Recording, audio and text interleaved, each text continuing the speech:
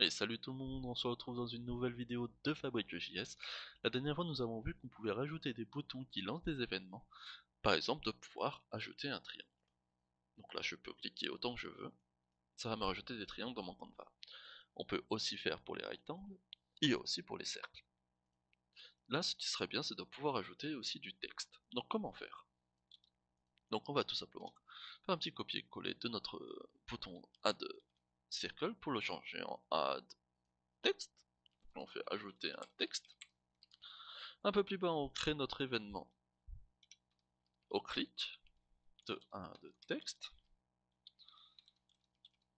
qui lancera une fonction anonyme.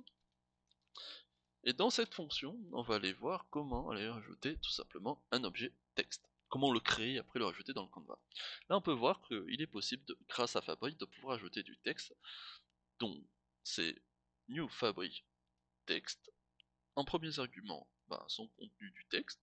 Et à la suite des propriétés. Et à la fin, on rajoute dans le Canva en utilisant Canva add text. Donc on va créer notre variable texte. On va faire un new fabric.text. En premiers arguments, mon texte. Et à la suite, ses propriétés. À la différence des cercles, des triangles, des rectangles, on n'utilise pas le with et le height. D'ailleurs, on n'utilise pas le with et le height aussi pour les cercles. On utilise le radius. Alors que pour les triangles et pour les rectangles, on utilise le with et le s pour lui dire la taille de son contenu, la taille de notre objet. Sauf que pour le texte, c'est différent. On n'utilise pas de with ni de s. On va aller utiliser une propriété qui va s'appeler la font size. Cette font size, on va lui donner 20 par exemple.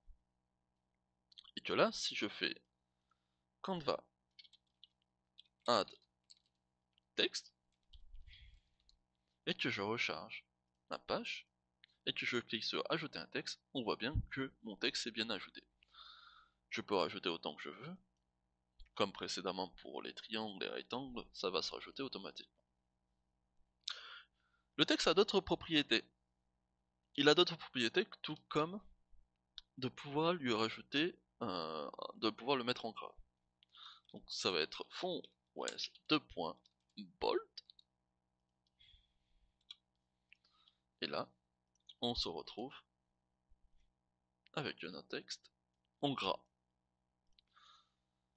Il est aussi possible de lui positionner depuis la gauche à 100 par exemple, et depuis le top à 100. Donc c'est les mêmes propriétés, et là cette fois-ci si je clique on se retrouve avec notre objet de 100 depuis la gauche et 100 depuis le top. On peut lui rajouter aussi qu'on veut que l'origine soit au centre, origine X center, et que l'origine Y peut être au centre aussi. Bien sûr, notre texte va se déplacer un peu plus, parce que là on vise depuis le centre.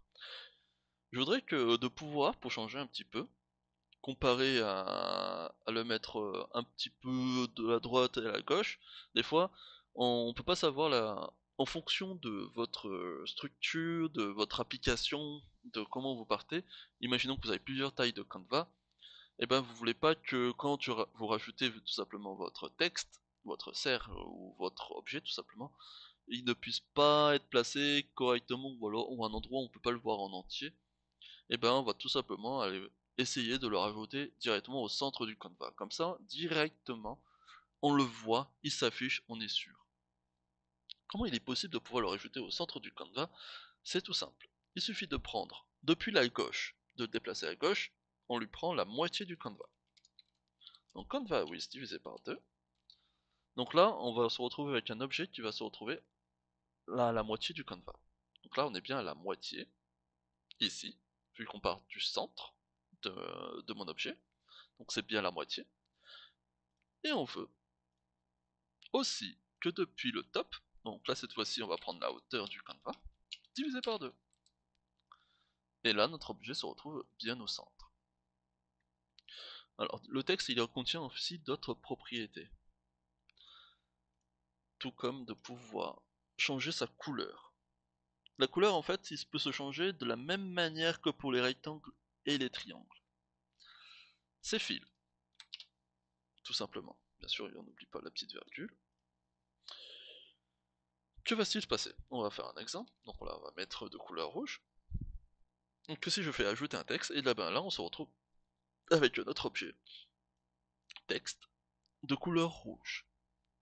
Et là vous vous dites mais c'est bizarre.